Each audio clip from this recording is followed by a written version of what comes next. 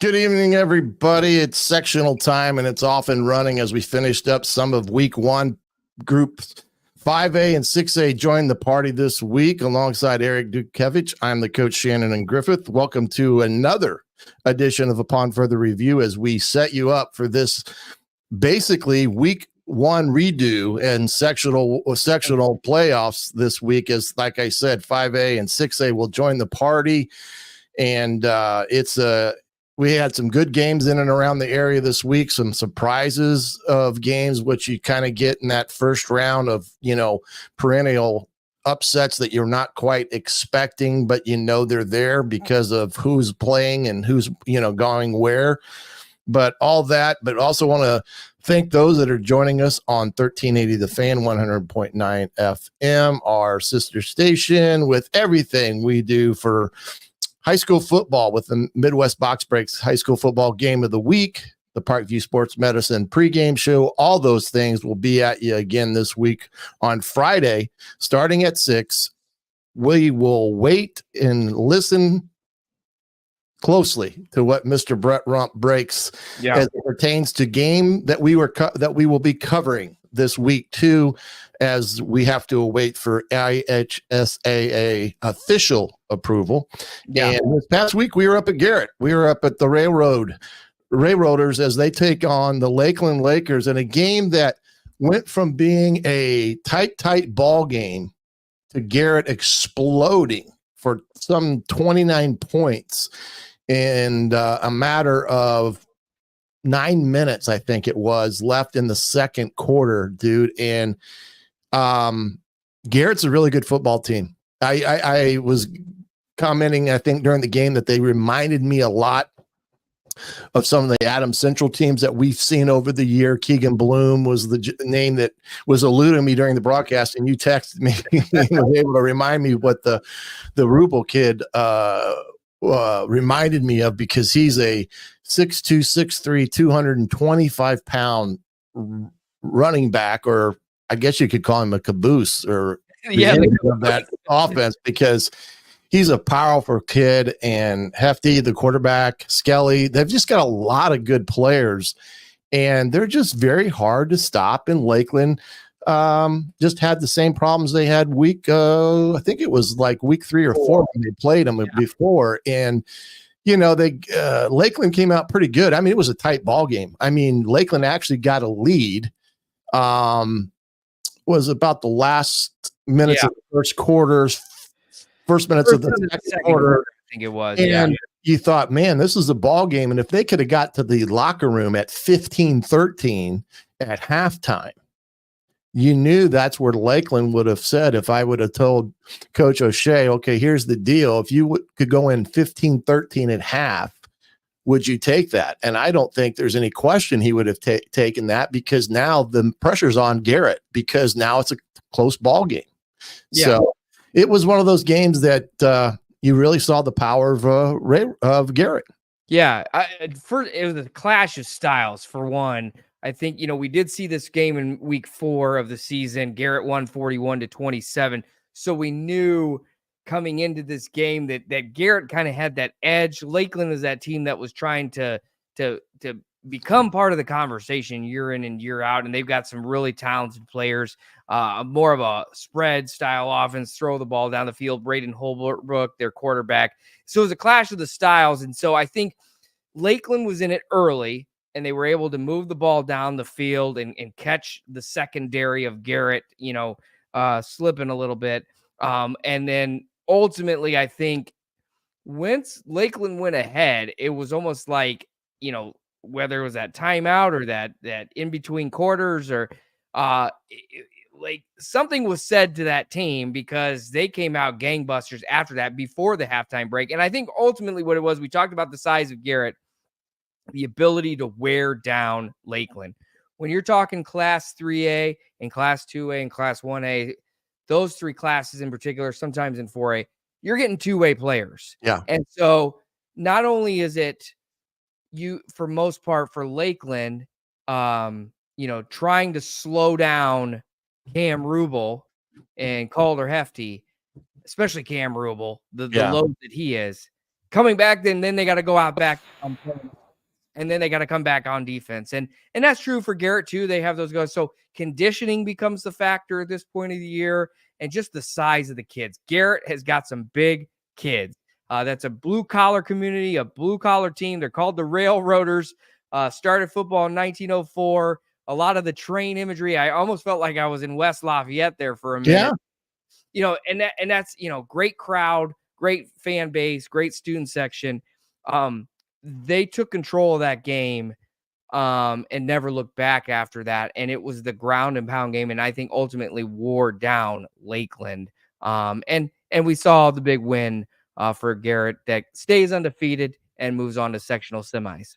Yeah, and I'd be remiss without announcing this young man's name because he was mighty, even though he's quite small in all regards.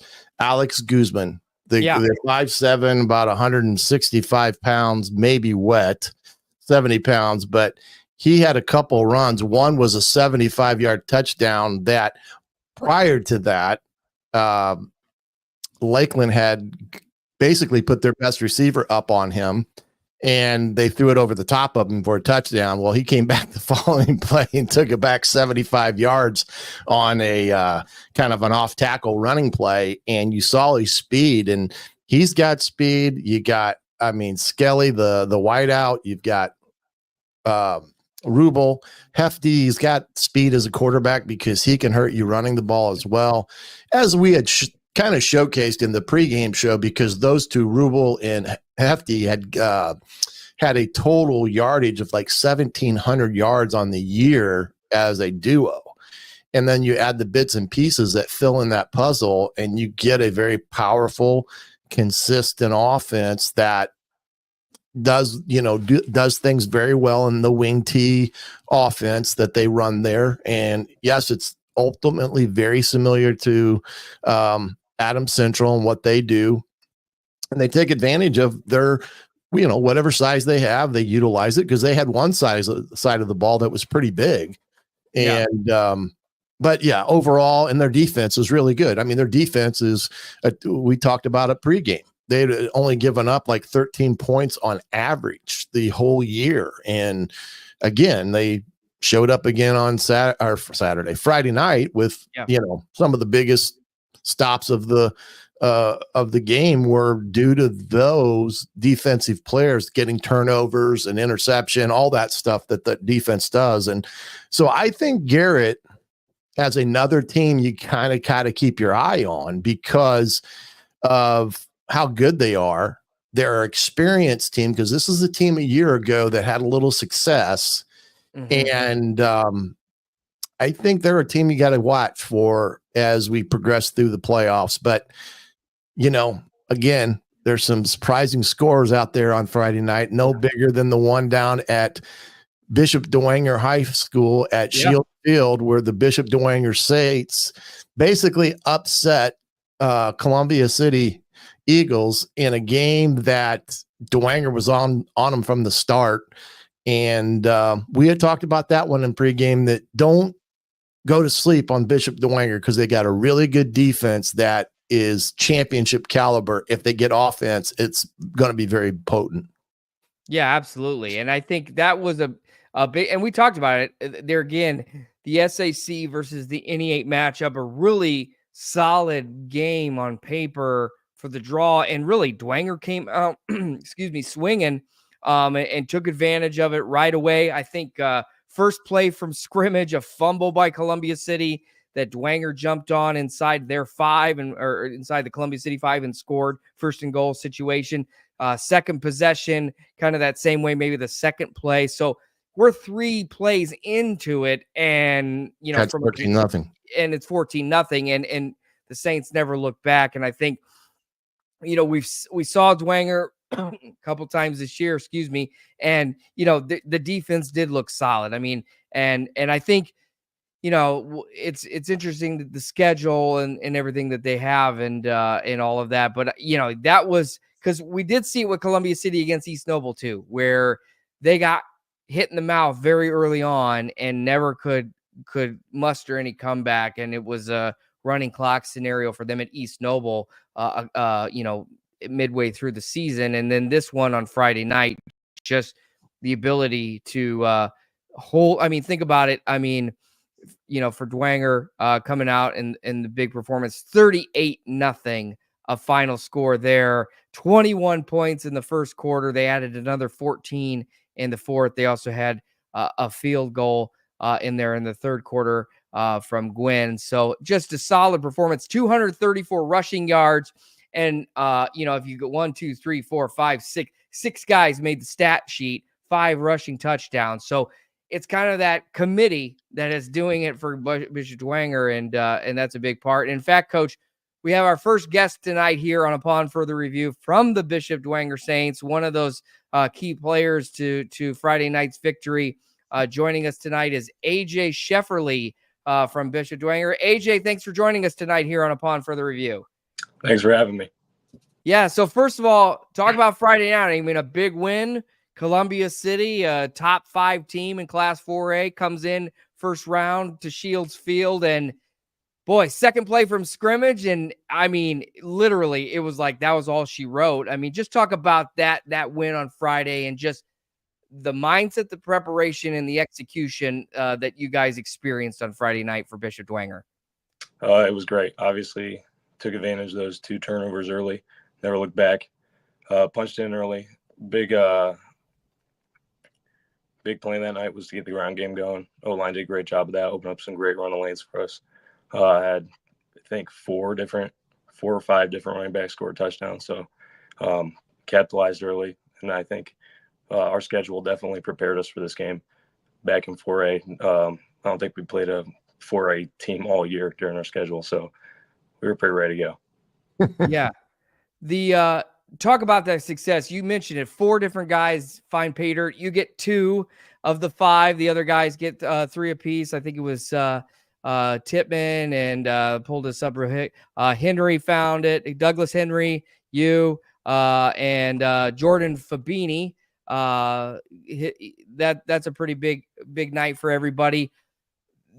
Where did the tables turn? Because I felt like the last couple of weeks for you guys, there's been a little bit of momentum, especially from the offensive ball, even side of the ball. Even if you guys lost, you guys lost to Snyder in a close game and things like that. Where did that kind of momentum? Because I feel like you guys kind of found that run game, even if it is by running back by committee. Well, when it started at the beginning of the year, we lost 2 of our. We actually had almost 3 starters out on the O-line for a while, like a good while. And then, like you said, that Snyder game, we got a lot of people back. We got our center back. We got our left tackle back. And to start to turn things around, those guys really impacted the running game, opening up lanes for running backs. Hey, AJ, talk a little bit, because we had your game against, I guess it was against Snyder, wasn't it, dude? Yeah. There at Northrop. And the one thing I came away with is that you guys have a defense that I believe is a championship caliber type of defense. And what I mean by that is you guys stop some of the most prolific offenses around the SAC. What maybe hampered you is that the offense wasn't gaining the field position, and you guys were always faced with a short field to defend or whatever. But your defense has really been stellar all year long, irregardless of maybe who's been in or out. Yeah, our defense has been great all year. Our coach, defensive coordinator, puts together a really great game plan every week. I think some of the toughest guys on our team are on the defensive side of the ball. You got Dylan Titman, made first team All-SAC linebacker. Tommy Poirier was second team, I think, second or first team at defensive end. And all those guys just make big hits all year long. Houston Ellinger, I think, was second team too. They're amazing, honestly. Like, this is the best defense I remember at Dwenger in a couple of years. Plus, your defensive line is pretty stellar too and stout. It's very tough for teams to run the ball with any big consistency. And Snyder found out that as well on the game that we had you guys. So you guys up front, I guess you could say, have been a big part of your defensive unit as a whole. Yeah, I agree. Defensive line always all year we've worked on it, getting off the ball fast, firing off, being physical, forcing turnovers. That's a big part of the Snyder game, I think. I'm not sure how many turnovers they forced, but it was a lot, if I remember correctly.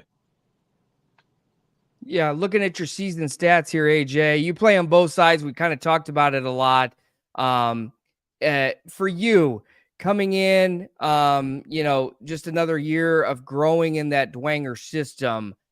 We talk about it. It seems like this is the time of year for Dwenger when they hit their stride. We saw that on Friday night.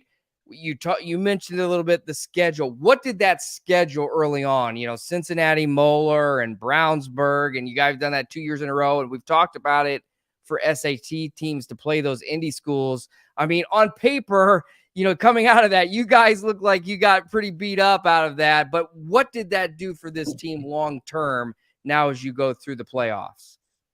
I mean, I think everyone was a little bit nervous about it at first time we did it. I mean, 2 huge teams, Brownsburg, Moeller, like big 6A teams, but it definitely prepared us for the postseason and the rest of the regular season, really. Playing those big teams, then getting back into 4A, it's just the difference is it just prepares you so much. Sure. You guys have Wayne this weekend. This Friday night in the sectional semis, an SAC foe that you guys played earlier in the year. Actually didn't know you guys didn't face each other this year. So it's an SAC team that you didn't get to face based off of the schedule. Just check that out. That preparation and how quickly an emotional victory, a big victory over a solid team like Columbia City, how quickly does this Dwenger team, turn that page and week in, week out, focus on the next opponent? What is the preparations like with you and Coach Garrett and the rest of the Saints as you guys go forward? That's a great question. So Friday, we pretty much used that night to celebrate. Friday, a little bit Saturday morning. We're back on the field Saturday morning, watching film for Wayne and prepping already, actually. Perfect. Well, we certainly are very impressed on what you guys were able to accomplish this Friday night and beating a very good Columbia City team in the first round of the 4A Sectional 19 at Shields Field. And certainly we'll be keeping watching Dwenger as they go through that gauntlet of a sectional. I mean, Leo is also in there. East Noble, we mentioned Wayne gets through in that game. So some interesting teams still left there, a gauntlet, and we certainly wish you and the Dwenger Saints luck the rest of the season. Thank you. Thanks for having me on. Yeah, absolutely. Thanks for joining us. Good luck, AJ. Yep, thank you. That was AJ Shefferly from Bishop Dwenger. He plays running back primarily, a little bit of linebacker, got some defensive plays. Also, a wrestler, lacrosse, and SAC champion and wrestling. You're going to see that theme tonight because, you look at the Garrett roster, you talk about Guzman, you talk about Shefferly, another guest that we'll bring on here from East Noble pretty soon, Riley Biddle, another great wrestler, and some of his accolades that he's been able to do. So you can see it a lot. Mm-hmm. And Coach, you've been a coach. When you have guys like that, wrestlers in particular, what is it about the wrestlers and football that kind of jive together? Well, I think the biggest thing you get to observe out of a wrestler is the kid's competitiveness, because it's nobody else in the ring but him and his opponent, number one.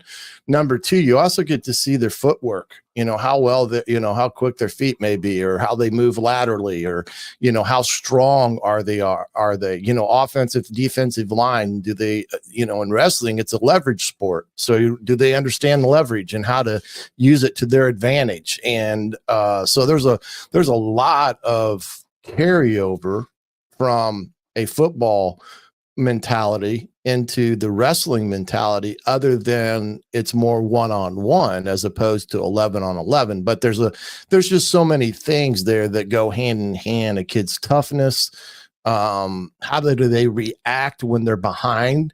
What type of effort do they give when things are not in their favor? Those are things that coaches look. A kid gets out in front and dominates somebody. Okay, that's good. But at the same time, when a kid's on a wrestling and he's out there and he's going up against an opponent where maybe he's a little bit behind in a match, how does he respond? What is it that he does in that instance when things are going against him and nothing goes right? How do they respond to the adversity they face in a matter of a few minutes? So all those things go hand in hand into recruitment when you look at wrestlers and things of that nature, because it is a sport that I think has a lot of value for football players to participate in. Yeah, absolutely. And when you talk some of those teams, Garrett and Dwenger, East Noble, Adams Central, a lot of team success too. Belmont, I know Belmont has fallen off big time in the football world, but their wrestling is still good. If they can ever rekindle that, that may be the place to start for a place like Southern Wells, for a place like Belmont. Those ACAC schools in particular, I always feel like, man, like, because they're, again, 2A schools, small schools, you're relying on rural communities. A lot of those guys are wrestlers, so it's always neat to see. And I think we saw a lot with Garrett on Friday night, and obviously with AJ at Dwenger and all of that. And that leads us to our next guest. Like we mentioned, another wrestler with another big game. Coach, just quickly, your thoughts. East Noble keeps rolling before we bring in our guest. Well, I think we spoke a little bit about this in pregame, or I talked about it in the regular broadcast, is that what Coach Stewart has been able to do in a turnaround in a short period of time of taking a team over, implementing his style of things, and then watching their team achieve it. There were some similarities, of course. There were, the offense and defense. But again, when you have change like that, it's a new world, especially taking over for a coach that's been there for so long. So the fact that he's done that, the kids that he's done it with, we've seen him play against Snyder. Overly impressed with that game. It was kind of an unfair advantage in the sense that the game was broken up into 2 days, and East Noble had to go home and come back early the next morning in that day. But the game we saw them against Snyder, I thought they were really good and gave Snyder all they could handle in that first part of that game. Yeah, absolutely. And we're pleased now to be joined by one of the great players from that East Noble team, quarterback Riley Biddle, joining us here tonight on Upon Further Review. Riley, thanks for joining us. Congratulations on another big win Friday night. How are you this evening? I'm doing great. Thank you guys for having me. I'm excited. Absolutely. Thanks for joining us. Well, you guys keep rolling. We talked about it, in our shows leading up to this with the sectional draw. You guys drew Southside. From a on paper perspective, perhaps if you were to seed the sectional, maybe that's the seeded matchup that would work out. But ultimately, I know you guys, it's about taking care of business, play in front of you. Talk about Friday night and just kind of keeping things rolling for this East Noble program as you guys attempt to make a march through the playoffs. We liked our draw getting Southside. We didn't really have too much competition in those last NE8 games. So having Southside, we were glad we pulled them. They're aggressive, they're fast, they're physical.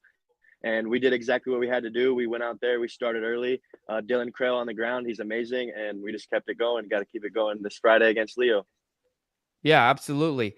For you guys, we talked about it. Coach just mentioned it too, with Coach Stewart taking over.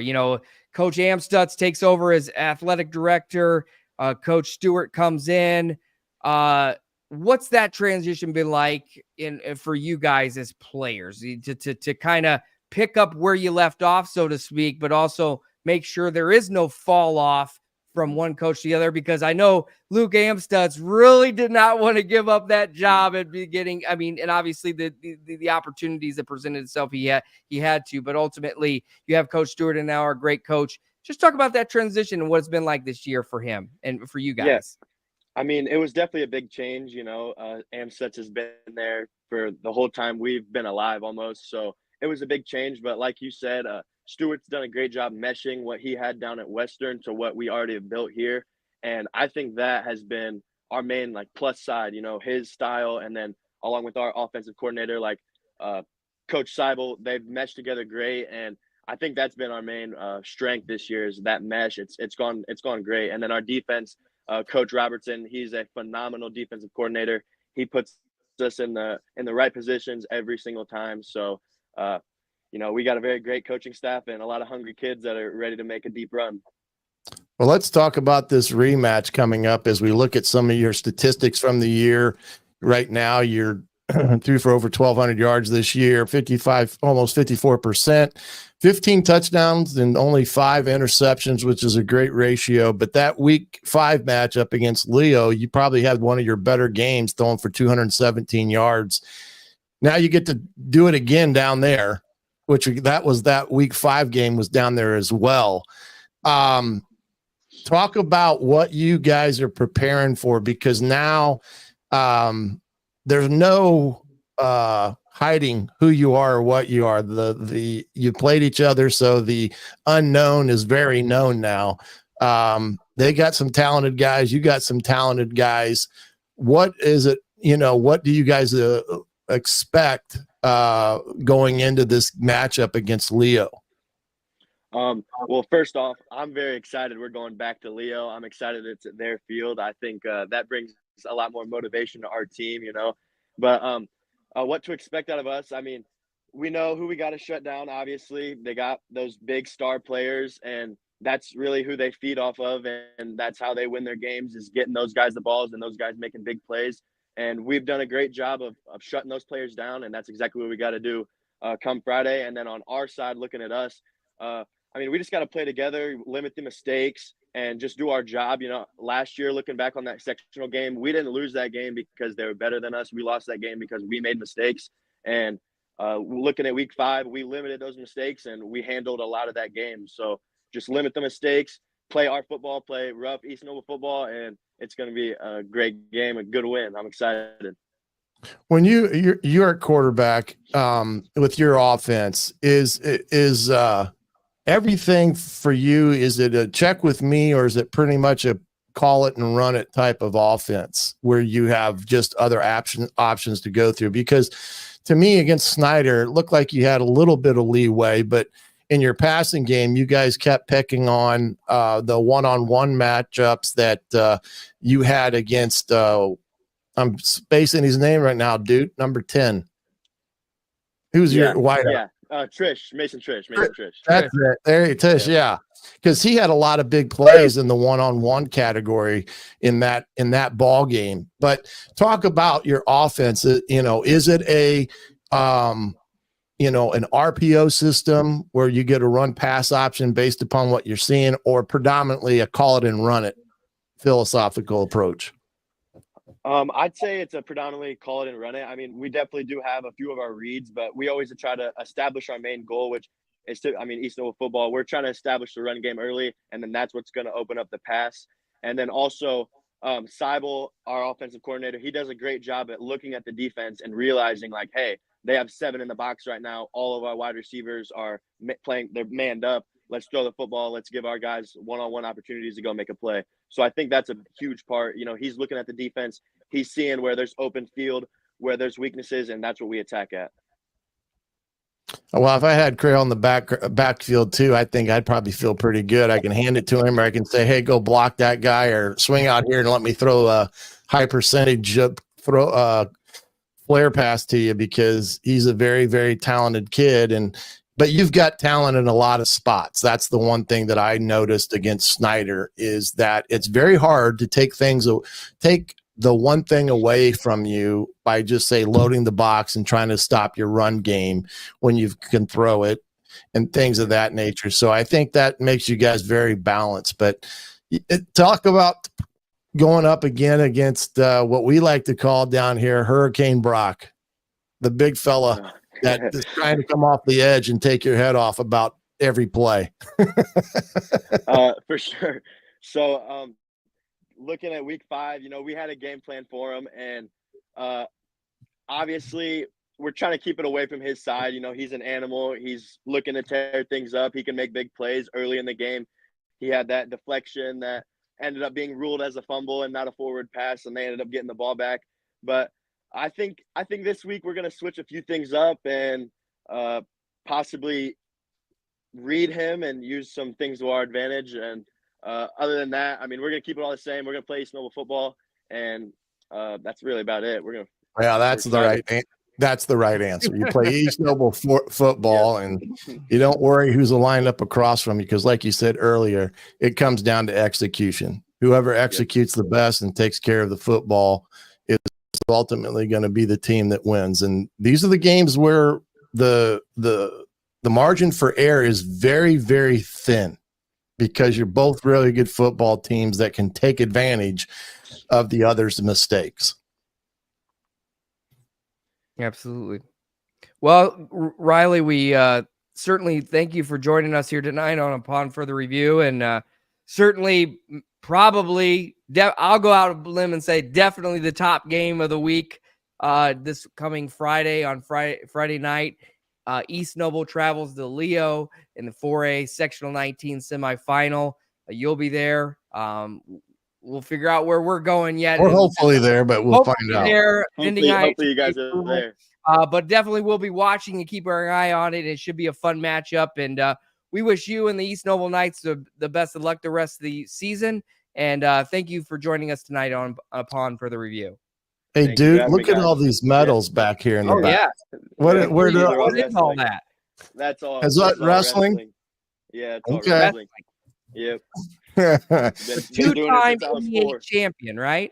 Yeah, yep. Two-time NEA champion. Hopefully can make it 3-time this year and then go for 4 my senior year. Yeah, in 2 different weight classes. Yep. And then you do a lot with the national stuff too, right? The freestyle folk. Yeah, okay. Very cool. Yep, I do quite a bit of that too, yes. Yeah. When did you start wrestling? I started wrestling when I was 4.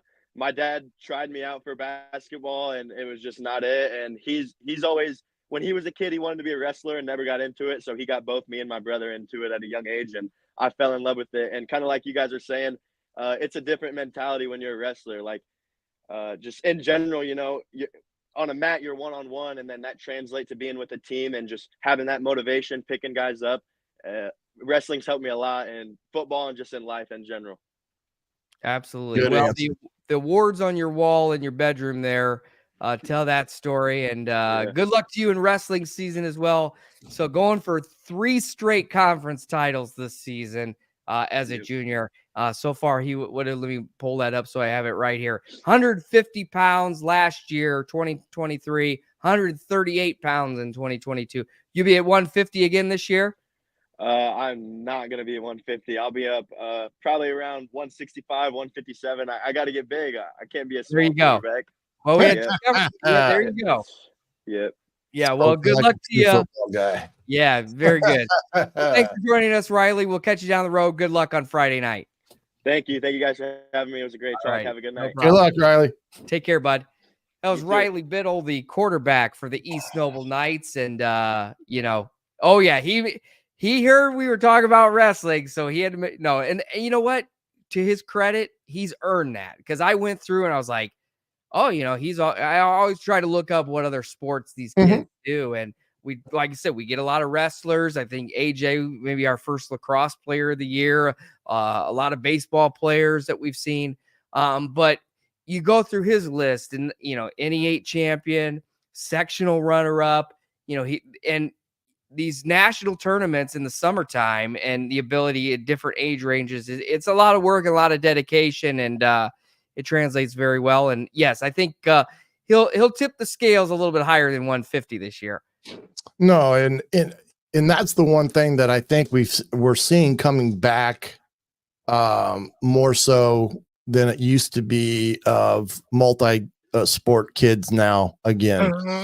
And because there was a period of time where a lot of guys were just focusing in on one sport, and that's what they did, and didn't, play multiple sports and things like that. But we're starting to see the guys either, go from football to basketball or football to wrestling, and then they transition to the spring sports, be it track or baseball for some of them that do 3 sports. So it's kind of good to see that coming back into play more, and you expect to see it more too at those smaller, 2A, 3A, 1A type of schools, because those kids are your best athletes walking the hallway. So everybody's going to want them, and it's good to see that there's a lot of that going on again, because I think it speaks volumes to the teachers and the coaches that are in the hallway, that they're not trying to hoard kids away from things. I think the big thing was always about injury. And if you want to get a scholarship, you got to be focused on just one thing and yada, yada, yada. And that was such the wrong message when that started coming down the pipe. And it's good to see now that there are multiple guys doing that, no matter where they're at. It's good to see. Yeah, absolutely. And I think the strength and conditioning aspect is a big part Absolutely. of it. Weight training. I know they have it in the school now.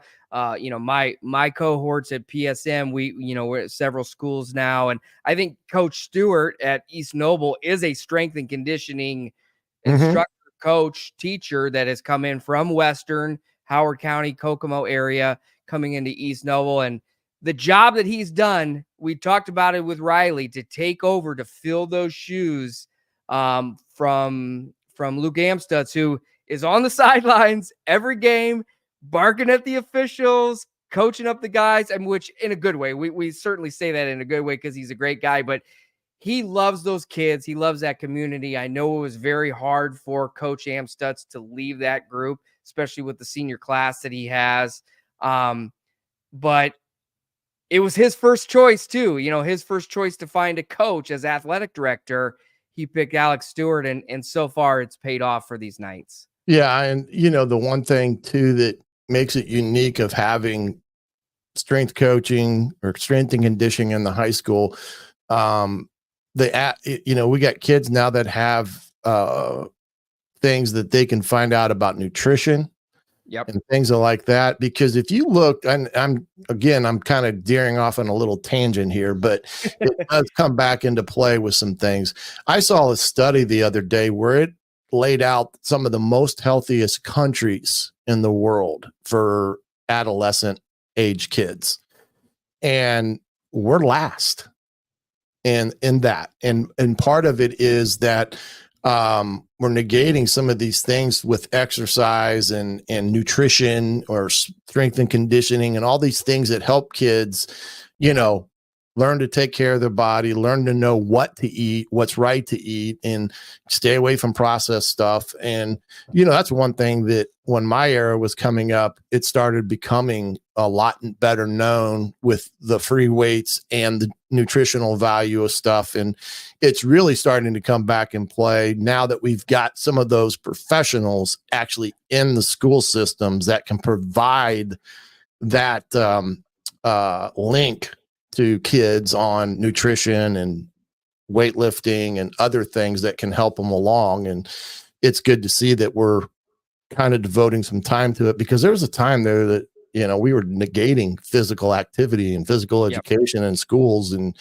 I thought that was a big mistake as well. So, but yeah, it's good to see that all in a roundabout way, as well as the guys and even the gals that are doing more than one sport, because I think it speaks volumes. And he alluded to it there. I don't know if you heard it.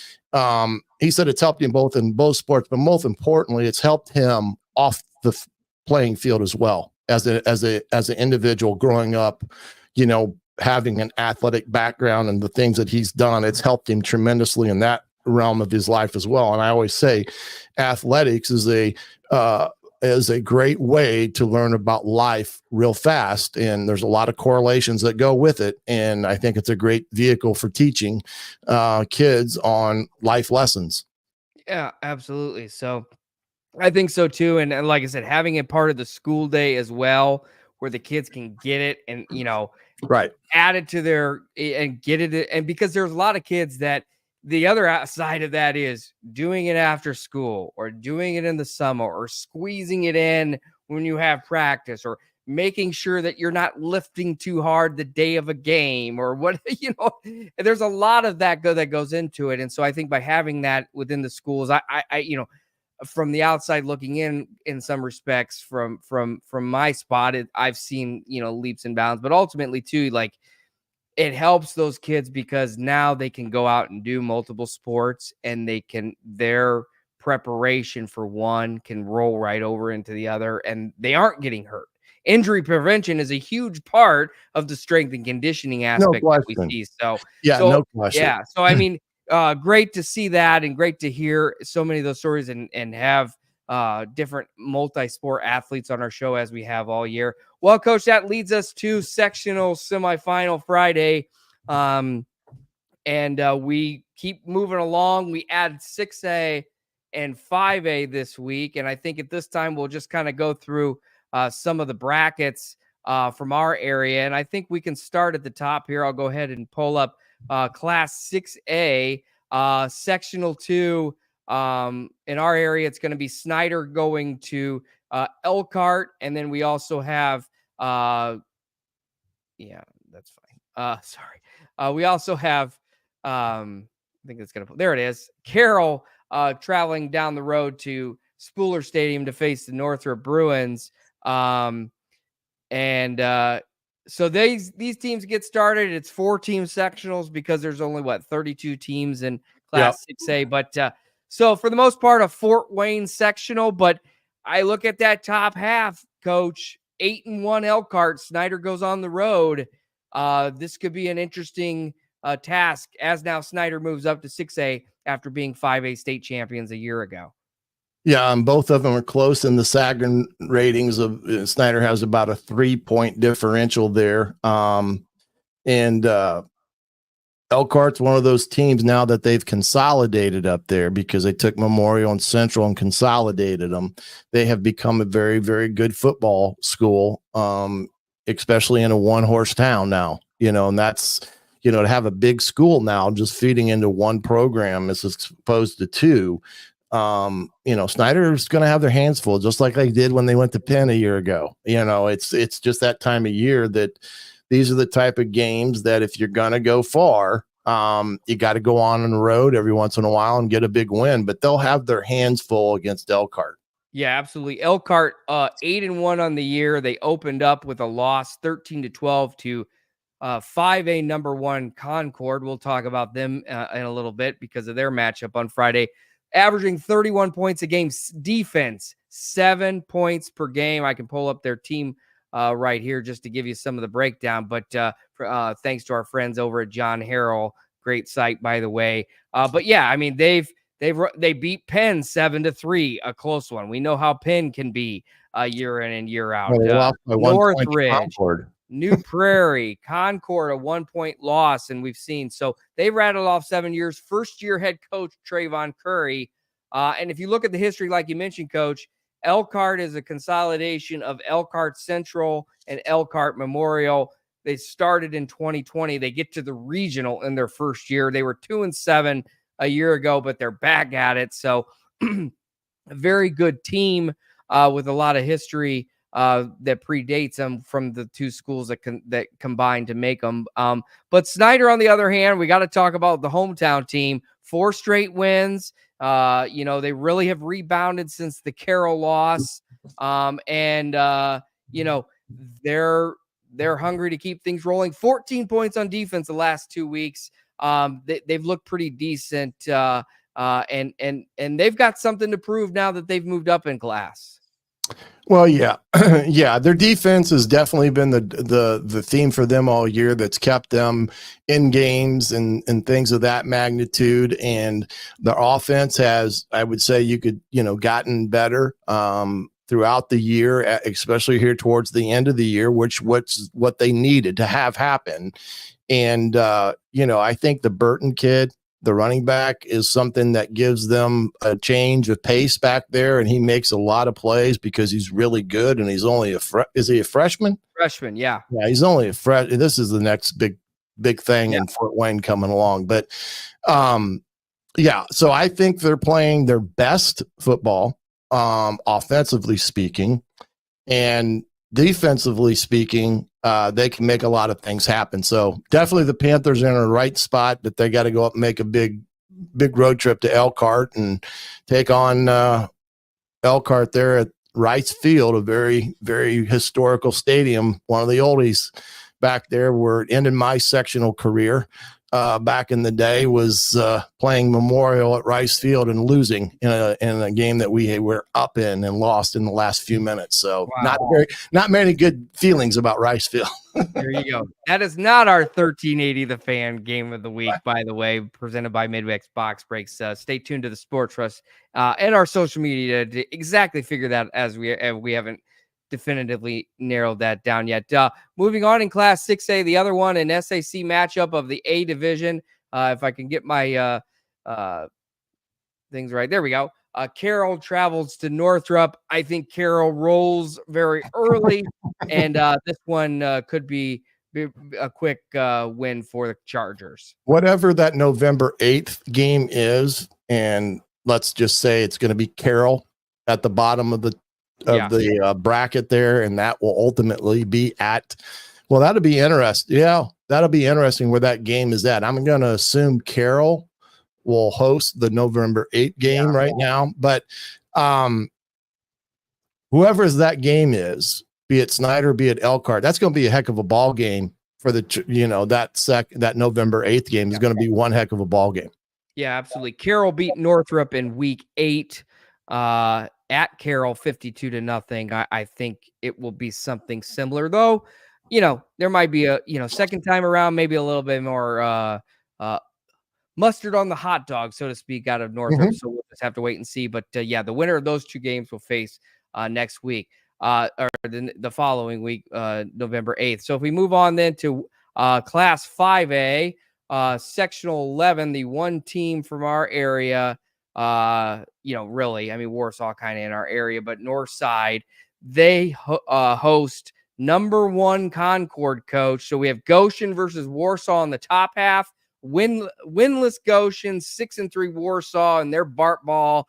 We also have Concord, number 1 undefeated at 9-0, versus a Northside team that comes in 5-4. Going to be a tough task for the Legends out at Chambers Field.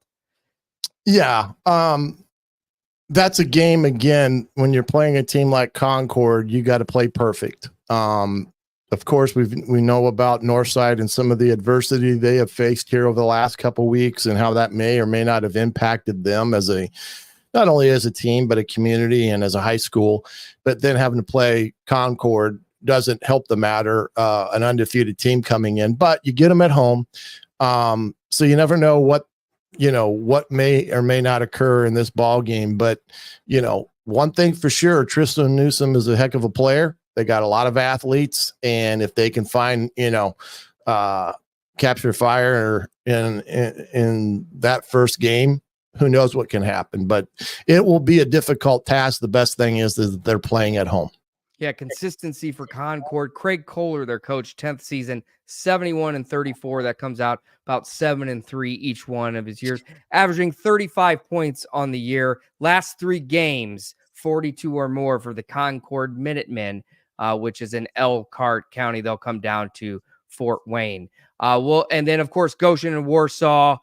Bart Ball, just for people who hear that phrase real quick, Coach, what is that? And really, what does that look like, and the challenges that poses as we see a team like Warsaw that's kind of in our area a little bit that people hear about? Well, first of all, 6-3 for Warsaw is kind of a down year considering where they have been as a team. But they run the triple option, an offense that you do not see much of nowadays. But it's all centered around the fullback, just like we saw Friday night up in Garrett. Their version's more of a wing T concept, where Bart's is more of a triple option concept that you see like at Army, Navy in the past. But it's a very tough offense to defend, especially in a short week, and that's what makes them difficult. The thing with their offense is they've got to be either up or within close striking distance, because if they get too far behind, it's just not one type of an offense that you can really come back from behind with. Yeah, absolutely. Bart Curtis is the coach there at Warsaw. That's where they get the name. Used to be at Mishawaka, now at Warsaw in his 7th year. 255 career wins, so he surpassed 250 in 34 years. So congrats to him. And they are a very good team, dangerous because of the style they play.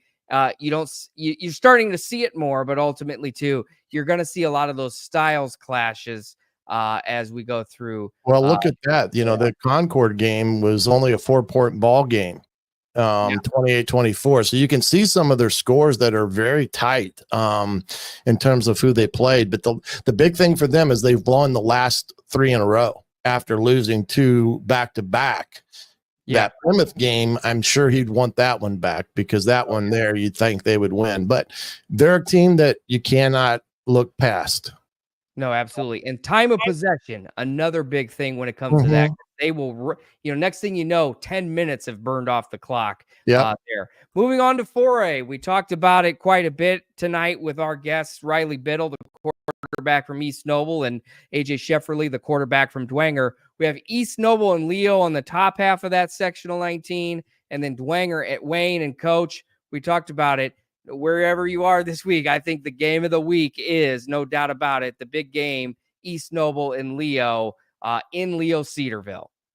Yeah, and that's going to be a ball game that, again, had we had seeding, this would be a game where you'd rather see Leo playing a Wayne or Dwenger and East Noble playing either, the team that Leo would have played. But we're faced with a team that's probably going to be 6-5 or 5-5 against one of those 2 teams up top. But it's tough beating a team twice. It's tough, even tougher beating them in their own backyard twice. So this will be an interesting ball game. The firepower that East Noble has may be just enough to get by Leo. Especially with quarterback Bailey. I think he's a little bit better in that regard, but it all depends how they use Landon Hepner, because that's the key component for them offensively, especially because sometimes he'll jump back at quarterback and he presents a problem because now he can run it or throw it. So it'll be interesting to see how that one all plays out Friday night up there at Leo. And, at the end of the day, I think Dwenger's sitting pretty good because if they would happen to get by Wayne, regardless who that team up there at the top is, the best thing they're going to have is they're going to be the host of that final game of the sectionals. We had them a year ago up at Leo, I think it was. Dwenger and Leo were that ball game. Was that a regional game? Or maybe that was. I think it was. It all blends together because it all blends around a couple times. Yeah, but again, you're right. The East Noble Leo game, marquee matchup within the Northeast Indiana area for sure. It's going to have a lot of an attention on it. Yeah, absolutely. And just wanted to point this out real quick. We talk about Luke Amstutz, and I don't know how well you can see that for the 6th consecutive season. This is from him, from the East Noble Athletics Department.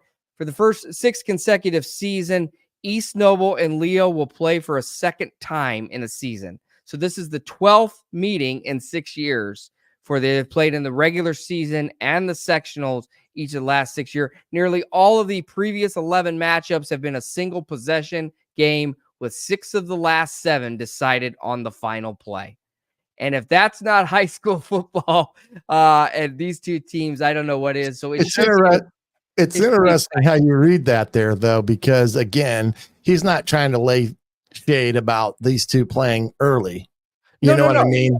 But at the same time, you can look at it and say, why are these 2 teams playing so early? This should be the final game potentially of the sectional. But he's right. These games, these two teams have played some very what we would call instant classic type of games. I remember it was probably 3 years. No, it may be longer than that. Maybe 4 or 5 years ago when Leo had the really good team. They went up to East Noble in the tourney and got behind, and they get into, and they were running the wing T at that time, remember? And their last drive, they spread it out 4 wides and went down the field and scored a touchdown with like seconds on the board to win it in the tourney that year. So it's these 2 teams, I would definitely call it a rivalry. Absolutely. So that's a big one. Moving on real quickly to sectional 20, Huntington North faces Marion, the only team in our area. Quickly, 77 points for Huntington North a week ago. That is a school record for points. They've been lighting up that scoreboard all year, Coach. I think, I guess they traveled to Marion, even though they're on traveled to Marion. Yeah. 5-4 Marion, but still Huntington North has really got things rolling. Yeah, Coach Eschbach's got him rolling. Not a big surprise because we know a good coach, and he's got the backing of that community and those kids, and he's got them believing. And who knows what can happen from this point forward? They're a good football team, and they're still going to run up against the Bandsaw if they get to November 8th, whether it's the Logansport Berries or Lebanon. So, that should be a really good ball game, whoever that is. And if Huntington North gets there, that will be a big accomplishment for a team. I think only won 2 games last year, if I'm not mistaken. So I think this is a good year for them. Yeah, absolutely. Last sectional title for Huntington North Lone, 1993. It's been tough sledding out there for a long time, but 7 wins. I think this is the most wins in like 15 years. Really good season for Mike Eschbach. Yeah, great season. Tony Decker and company. So we'll keep our eye out on that. I think that moves us on to 35. Yeah, sectional 35. Some of the outer schools here. Cherubusco squeaks by Manchester. Adams Central takes care of Bluffton again. East Side and Prairie Heights now matching up. I think Adams Central at this point is the team in the sectional, has been, and certainly proved it on Friday night with Bluffton. Yeah, they really shouldn't probably face any major competition until this year probably be the regionals again, that they may face something a little bit stiffer in competition wise, but they're driving the bus and everybody's got to find a way to stop it. So good luck. Yeah, absolutely. So don't want to forget sectional 28. That's the one I forgot here with Lures beating Norwell. Jay County rolls past Belmont. Delta, let me go back. Delta I don't want to say surprised that they beat Heritage. I think a lot of us picked Heritage, but just the convincing nature, 50-14, I think the final was.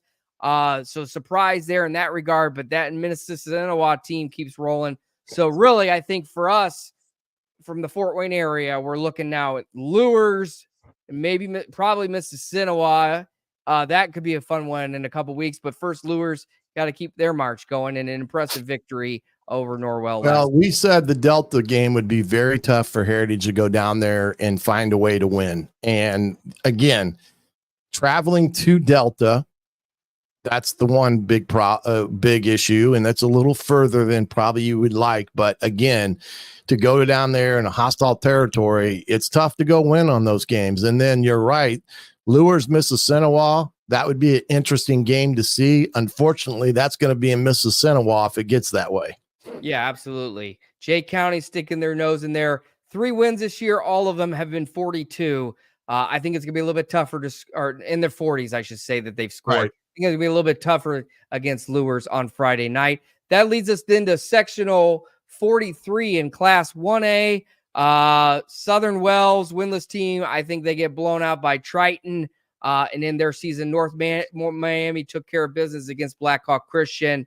They face Fremont. I think this looks to be probably Triton versus North Miami. And I think you pretty much would agree with that there. Yeah. And then, absolutely. Yeah. And one last sectional 44, I think, is the one with South Adams. Yeah. So South Adams rolls past Union City. They face Tri, a 7-3 team. South Adams now 5-5. Madison Grant gets the big win over Monroe Central in that tight ball game there. Hagerstown beats Cambridge City. So mostly outside of our area, but South Adams, the team to watch here just because from our region. But some stiff competition in this sectional. They will once again go against a really good team and try this weekend. Mm-hmm. Yeah, absolutely. And then that would look, so that's kind of a rundown of our sectionals for this coming Friday night with the all 6 classes in play. And like I said, exciting games all over. East Novo Leo is certainly the big one. Stay tuned to the Sports Rush on 1380 The Fan, 100.9 FM, and our social media to kind of let you know where we'll be definitively on Friday. But wherever you go, enjoy the Friday night, enjoy the rest of the games. It's been fun. Coach, it's been a fun week. Thank you to AJ Shefferly from Dwenger and East Noble quarterback Riley Biddle. We are desperately out of time, so we will see you next week. You can catch us on Wednesday nights at 7, and then also on 1380 The Fan at 8 o'clock. And we will see you on Friday night out of the 1380 The Fan Game of the Week presented by Midwest Box Breaks. For Shannon Griffith, I'm Eric Dudkevich. We'll see you next week on Upon Further Review.